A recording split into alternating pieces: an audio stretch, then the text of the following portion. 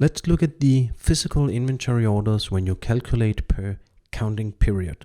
And first of all, let's look at the item card to figure out what the counting period is and how it needs to be set up.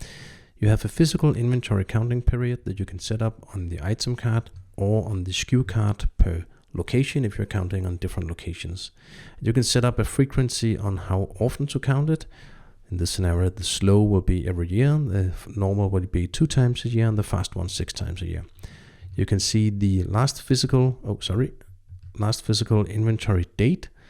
This is the 1st of January 20, and you can see the last counting update and the next counting period. So this item will start in 1st of January 2020. Whereas if I look at another item, let's take item number 1100 as an example in here, and I look at my warehouse tab, there's no last physical date, meaning it hasn't been counted with the accounting job. So let's try to create a physical inventory counting order in here, a new one on location code main. And I like to calculate per counting period, meaning counting the items that haven't been counting in the period we're in. And by the way, I'm going to post it on 1st of January 20. I'm calculating per period, and I'm getting a list of the items that needs to be calculated. So note that the item 1500 that we were looking upon is not on this list because it's already counted in the period we're in. So in this scenario, I'll just select one item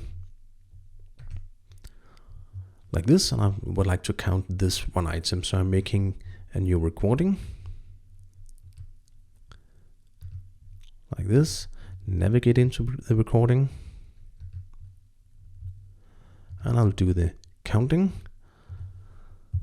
Of course, I would print this document for my warehouse employee, make them find the item on inventory on the bin codes, do the counting, update the quantities, finish the inventory counting, fill in the information on the header, of course.